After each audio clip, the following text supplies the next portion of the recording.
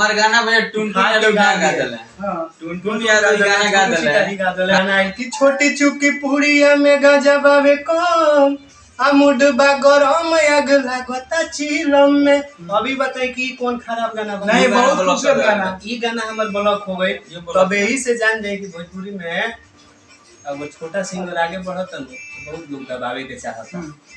नहीं ठीक है भैया, आप इस चीज को बहुत लोग उठा के भैया गा दिया।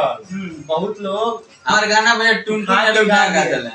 टुन टुन यादव गाना गा देले। बना प्रखंड लिया दिल में खाली लेकिन पूरा गाना हमारे। तो कहा जा रहा है भैया कि गाना को आप लोग जानबूझ के गाए हैं। हां, हम तो बोल रहे हैं जानबूझ के गाए हैं भैया। ऐसे अपना काम क्यों करते हैं भैया? हम बताओ काहे कोई नहीं। हां, छोटा सिंगर को निमन गाना बजाता न तो बड़ा सिंगर लोग उठा के गा देता, लोग दबा जाता रसन। तो यही से हम कोई नहीं आई ताकि बड़ा सिंगर लोग खुलियाम गावो लोग तो काहे नहीं गावो ना। अच्छा एकदम सारा गाना सेम गावो तो लेकिन रू वर्ड काहे चेंज कर देता लोग। लेकिन एक बात बताइएगा भैया, जो ये आप गाना गाए हैं, इस गाना को आप अपने फैमिली में सुन सकते हैं? क्यों आपसे काहे नहीं सुन सकते? काहे नहीं का खराब है?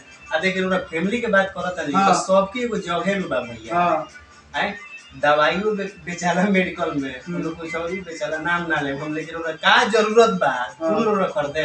अब ओरा देखो तनी कि गाना के नाम है लिखल बा हेडफोन लगा के सुनी, हम थोड़ी कहत नहीं आगे बहन के साथे बैठा के सुनी। भैया बात ही गाना चाहे कोई भी चीज होता है अलग अलग सबका जगह बना हुआ है। अब मान ली बुखार के दवाई बा बुखारे में खाई जाई, अभी ना जॉन्डिस के दवाई खाली रहूंगा सेट करी बुखार में, आ जॉन्डिस में बुखार दवाई ना सेट करी, बुखार में जॉन्डिस दवाई सेट ना करी। तो ई गाना बनल बा हेडफोन में लगा के सुने खातिर नौजुवक शादी इंटरटेनमेंट मजा लेबा, मूड डिस्टर्ब हो लेके संगे तक कबो हेडफोन लगा ब्रह्मांड वाला सुनेगा। हां इंटरटेनमेंट करे। मान ली सनी लियोनी वीडियो बनावेली, बनावेले नु इंटरनेशनल दुनिया जानता हो रहा है।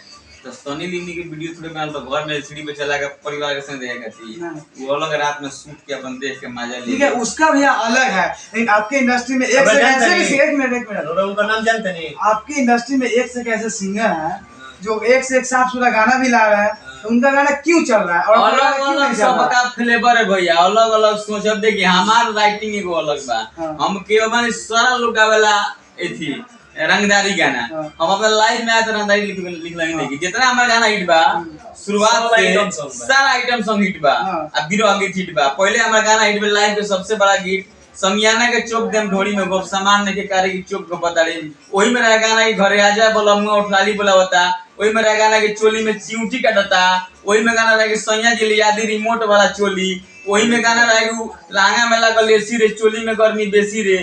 अनगिनत गाना भैया रे कौन गावत लोग 10-10 दुकान एल्बम में आवत रहे हमनी के, सीडी में लिखले बानी हम, ऑडियो